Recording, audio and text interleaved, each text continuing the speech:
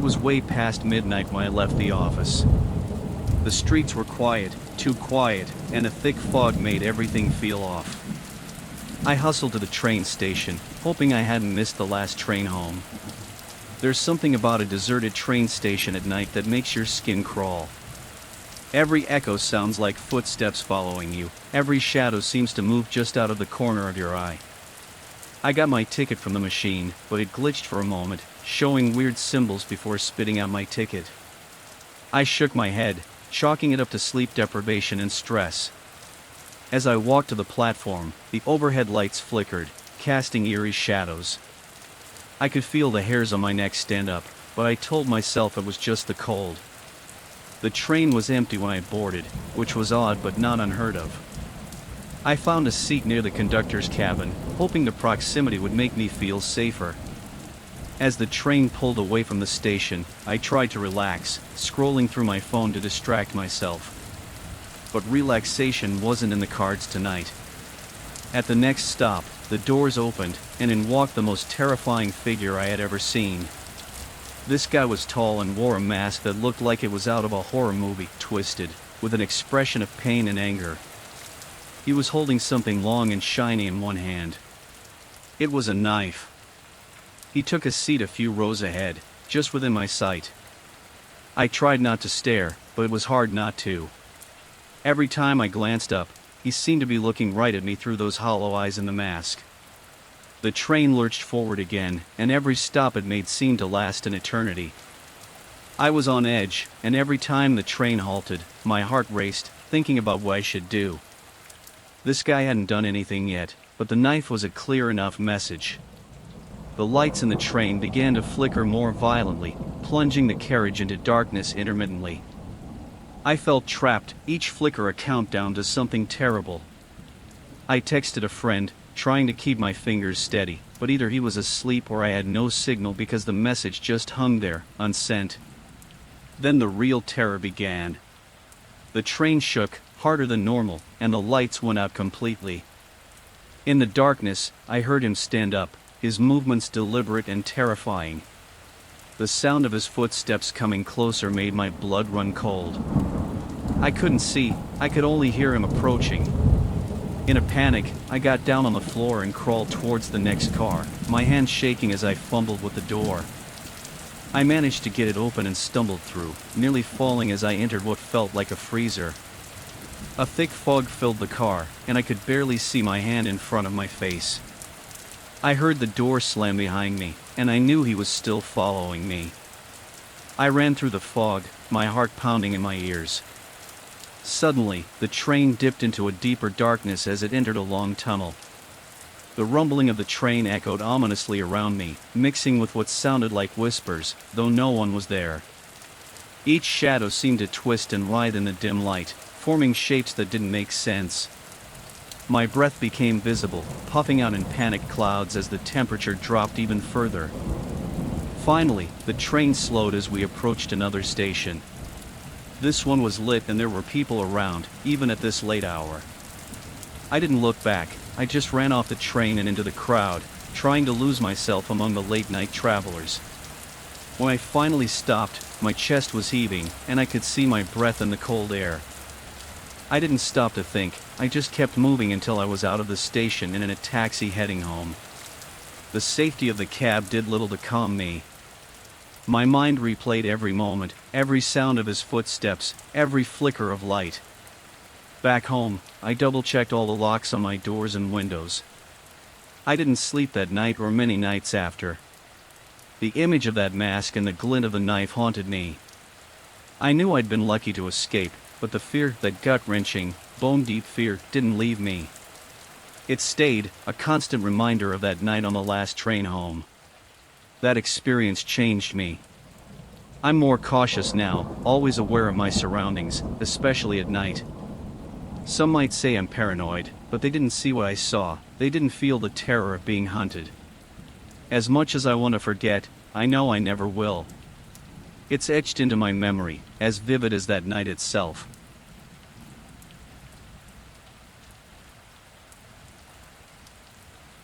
I never thought a simple train ride home could turn into the most terrifying night of my life. It started when I walked into Union Station at midnight, expecting to catch the last train home after a long conference. The station, usually bustling with life, was unnervingly deserted. The thick fog outside seeped into the building, wrapping everything in a ghostly shroud. I checked the schedule board. Delayed. Every train was delayed. A chill ran down my spine, not from the cold, but from a sudden feeling of dread. I was alone, and it was too quiet, the kind of silence that presses against your ears.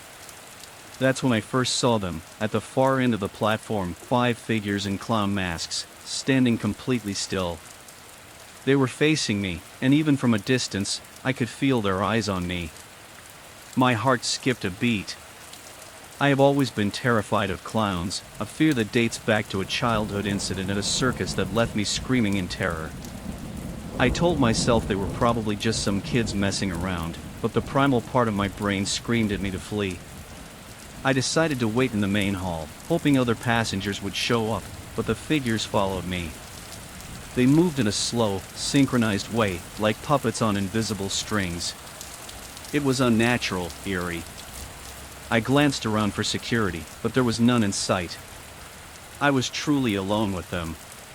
The station's lights began to flicker, and one by one, they went out, leaving only the light from the flickering schedule board. The shadows on the walls danced in the dim light, morphing into grotesque shapes. My breath caught in my throat as I realized the figures had encircled me, each taking a position by an exit. I was trapped. They didn't speak. They didn't have to. Their presence, their silent, oppressive watching, said enough. They started performing disturbing gestures, drawing symbols in the air and mimicking violent acts. My mind raced, fear overtaking reason. I needed to escape, but how? They were everywhere I looked. In a desperate attempt, I grabbed my briefcase, clutching it like a shield, and made a run for it. I darted toward the least guarded exit, but as I approached, one of the figures blocked my path.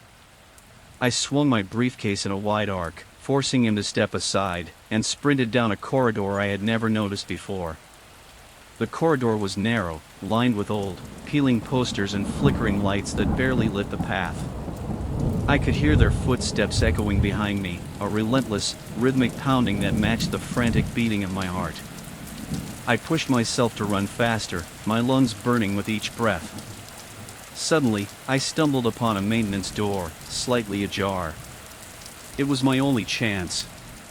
I threw myself at the door, slamming it shut behind me and leaning against it, gasping for air. The footsteps stopped just outside, and I held my breath, praying they would leave. Minutes passed, or maybe it was seconds, it's hard to tell when fear grips you like that. Finally, I heard them retreat, their steps fading into the distance. I waited, counting to 100 before I dared to peek outside. The corridor was empty. With trembling legs, I made my way out of the station.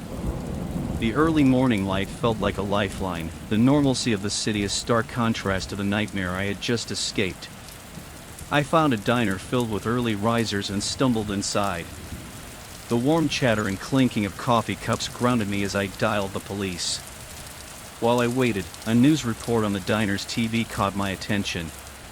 Local artist collective strikes again with a terrifying performance at Union Station, the newscaster said. The report explained that it was all an act, a performance meant to evoke deep-seated fears. But that knowledge did little to calm my nerves. Since that night, I've been haunted by the sight of those clown masks and the sound of their footsteps.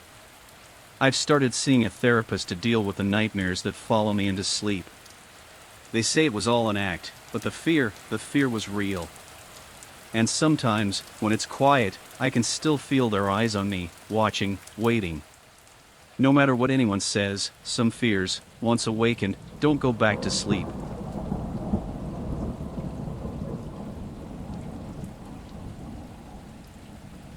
I never thought a simple mistake like getting on the wrong bus could lead me to the most terrifying night of my life.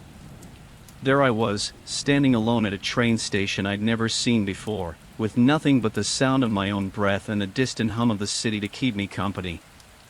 The fog was thick, swirling around the dimly lit platform like something alive. Every light seemed to flicker, as if struggling to stay on, casting long, creeping shadows that twisted and turned as if they had minds of their own. At first, I tried to stay calm, telling myself that a train would come, and I'd be home in no time. But then, the electronic timetable caught my eye, flickering with glitchy text that made no sense. It showed symbols and scrambled letters instead of times, and every time I looked at it, the display seemed to change. That's when the hair on the back of my neck stood up. Something was off, and my gut knew it before my brain did. Trying to distract myself, I pulled up my phone, but of course, no signal. That's when I heard it, a faint tapping coming from the other end of the platform. Tap, tap, tap, then silence. I looked up, squinting through the mist, but saw nothing. The tapping started again, closer this time, or maybe it was just my imagination. Either way, I wasn't about to go check it out. Deciding to ignore it, I called out hesitantly, "Hello? Is anyone else here?" No answer. Just the echoes of my own voice bouncing back at me, sounding small and scared. I saw shapes in the shadows, figures standing motionless, all facing away from me. They were too still, too silent. I stepped closer, my heart pounding, and one by one, they just vanished. Like they were never there. Just cold spots in the air where they stood sent shivers down my spine. That freaked me out enough to keep me rooted to the spot, but then the PA system crackled to life. I jumped, expecting a voice to announce a train arrival or something, but instead, it was just garbled noises, distorted and eerie, like someone was speaking through water. The words weren't clear, but they sounded almost threatening. I backed away, bumping into a cold metal bench that definitely hadn't been that close behind me before. My breaths came out in visible puffs as the temperature seemed to drop, and shadows around the edges of the platform grew denser, gathering like storm clouds. I could hear whispers now, hushed and urgent, coming from all around me. They seemed to be closing in, and I could almost make out words, warnings, threats, or maybe just my mind trying to make sense of the noise. In panic, I bolted into the nearest open door, a small, old ticket booth. I slammed the door shut and crouched below the window, peeking out. The shapes I'd seen before were moving now, crawling past the booth, their forms jittery and erratic. They were looking for me, I realized. Their murmurs grew louder, and I held my breath, praying they'd just pass by. The train station's lights flickered violently as one of the figures stopped right outside the booth. Its face was like a swirling void, no eyes or mouth, just smoke and shadows. I shrank back, heart racing. But then, the distant sound of a train horn cut through the whispers. The figure's head snapped up, and as the ground began to tremble with the approaching train, it and the others started to dissolve into the mist. I didn't wait to see if they'd fully disappear. I burst out of the booth and sprinted towards the platform edge just as the train rolled in, its bright lights scattering whatever was left of the shadows. I jumped aboard, not even looking to see if it was going in the right direction. The doors slid shut behind me, and I pressed my face against the cold window, watching as the station and the nightmarish figures faded into the fog. As the train pulled away, leaving the haunted station behind, I sank into a seat, my whole body trembling. I was safe, but shaken.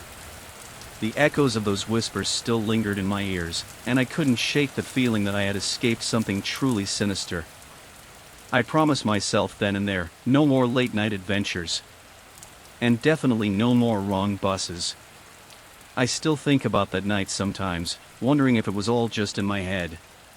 But whenever I pass by a train station now, especially at night, I can't help but look a little closer into the shadows, half expecting to see those twisted figures lurking there. And sometimes, I swear, out of the corner of my eye, I do.